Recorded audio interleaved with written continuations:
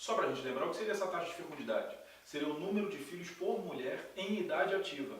Então ele é um importante índice, por quê? Porque ele demonstra um comportamento, como essa população está se comportando em relação ao crescimento da população. Pensando nisso, o que a gente observa? Que o gráfico mostrou que a taxa de fecundidade brasileira cai bastante, passando inclusive a ser menos de 2 filhos por mulher, o que passa a ser uma taxa muito preocupante.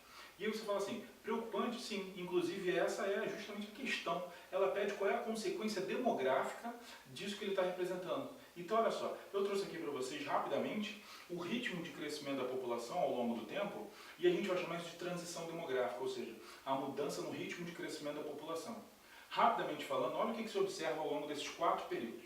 O primeiro período de crescimento quase nulo seria o quê?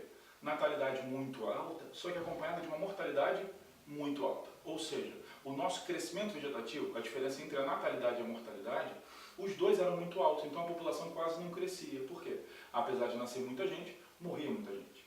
E aí nós entramos num segundo período que a gente vai chamar de explosão demográfica. O que é isso? A natalidade permanece alta, só que eu tenho uma queda da mortalidade. E você lembra disso? Métodos médicos melhores, infraestrutura urbana, o processo de urbanização, o acesso ao saneamento, novas vacinas, novos remédios, isso faz com que a população aumente, ou seja, queda da mortalidade, alta natalidade. Se você observar o terceiro período, o que está acontecendo? Uma estabilidade.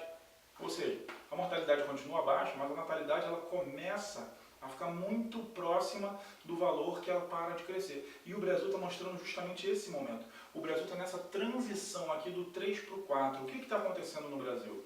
A nossa mortalidade continua baixa, continua baixando, o Brasil melhora em aspectos sociais, mas quando você observa a natalidade, ela também está caindo. E aí a questão vem e pede para você assim, qual é a consequência? Aí muitas pessoas podem ter ficado em dúvida, por exemplo, na letra A, que ela falava o seguinte, decréscimo da população absoluta, mas essa não é a resposta. Por quê? Porque população absoluta é aquele número final de habitantes. E o Brasil ainda não apresenta nenhum tipo de queda. A população brasileira continua crescendo, só que num ritmo menor. Então qual vai ser a resposta? A resposta vai ser a letra B, redução do crescimento vegetativo. O que é isso? Diferença entre natalidade e mortalidade. Apesar da mortalidade estar baixa, a natalidade ela está diminuindo, o que faz com que esse crescimento seja menor. Por isso, gabarito letra B.